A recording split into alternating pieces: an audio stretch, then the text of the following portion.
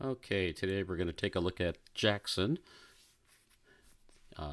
Last August he sent me some videos and he was throwing about 140 feet, and now we're at about the middle of March and he's throwing in 155, so he's gained already 15 feet. He's fixed a lot of things that we were talking about before in a previous video, this left arm.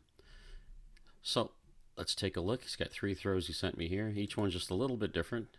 Um, Everything looks really good. I mean, anything I pick out at this point is just going to be pretty minor. But on all 3 videos, I see your shoulders coming down like this, and I'd prefer to have them horizontal if you can, entering. Okay, so you're not dipping down. Okay, so let's take a look here. On this one, you see how your right foot kind of floats? It should land right about here in about the center line, but it continues to float a little bit, and then you land it off on the left hand side there. Okay.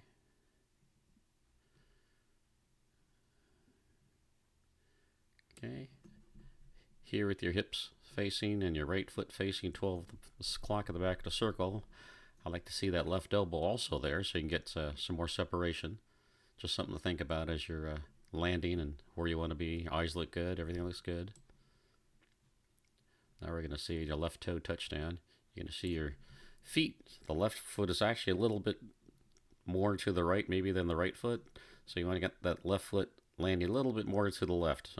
Try to align maybe with the right heel here at the left toe. But this looks good. I do prefer to have the left shoulder down a little bit here, and I think you'll see as you come out you're going to be going to the left a little bit. Now that could be because this left foot is blocking you in, or it could be because of your posture right here where your shoulders are totally horizontal.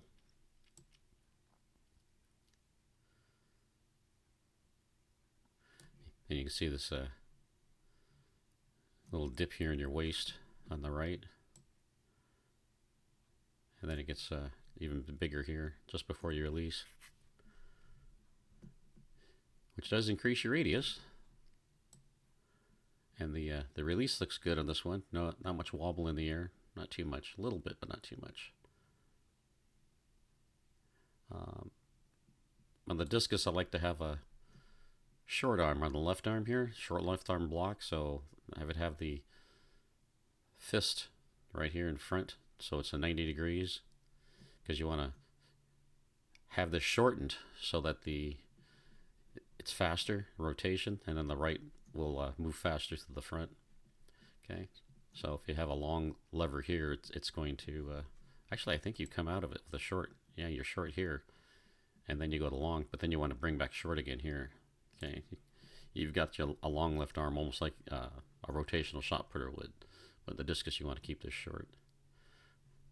Okay, and with like I said, the left foot maybe blocking you off a little bit. You're kind of leaning your leg here. You can see the angle, maybe lean a little bit to the left. But all in all, some minor things. I do like to see the right foot land where the left foot is, so keep an eye where your left foot is. And you can see you're falling off way to the left here. Okay, and that could be partly from landing too far to the left here, feet being the left foot being too far to the right here, and then your weight just kind of carries that way. Let's see how your left leg is coming out of the back if you over rotate that left knee. Let's see if it stays pointing down the throwing sector. It's pretty good. Yeah, I would say it's pretty good. Again, minor things just to help you out, get over that 160 mark. Here again, you're dipping your right or your left shoulder down, looking down. I would probably try to get your shoulders level, and keep your eyes looking out the horizon here.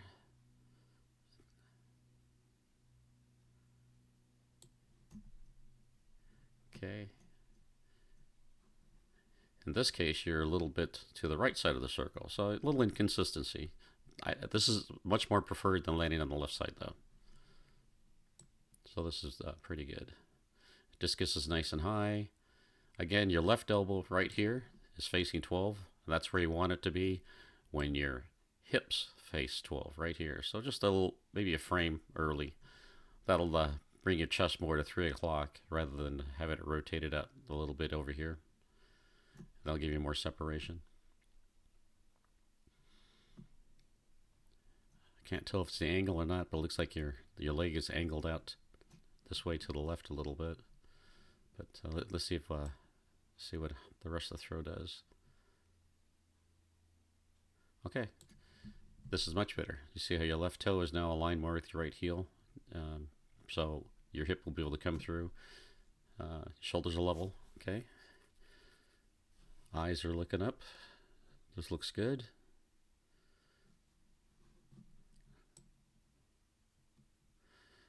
Left heel comes down, right heel comes up.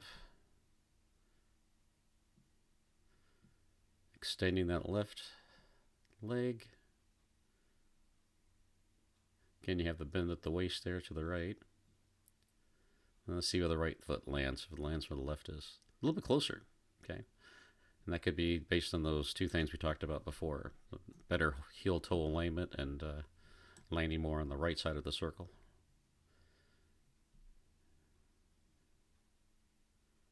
Okay.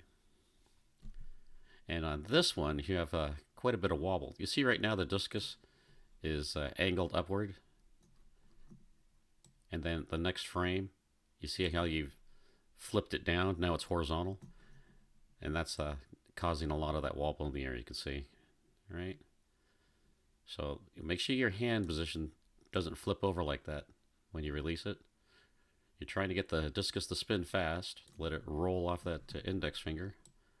But don't let the discus go to horizontal or change directions. Okay? All right, let's look at your last one. Okay, again, we got the shoulders. You're looking down. Get the eyes up.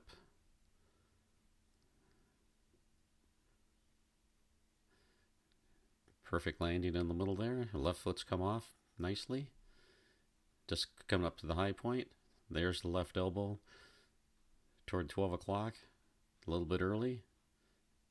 And now the hips are pretty much at 12. You can see how much more open you are.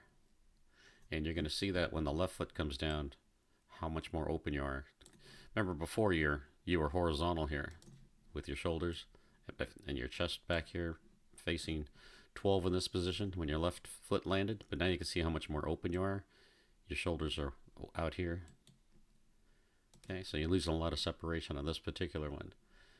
And on this one, yeah, your left elbow was a lot further out this way rather than being right down here at 12. So the discus is farther ahead, so you're losing some of that separation on this one earlier, and you can see the result when the left toes touch down here. Okay, so you're going to get more of a early opening. Rest of the throw looks pretty good. You're not doesn't look like you're arching back with your head as much on this one. And see where your left foot is? Right here. Now watch where the right foot lands. So you're not rotating to the left as much, and you're not falling over to the left. You went right down the middle there.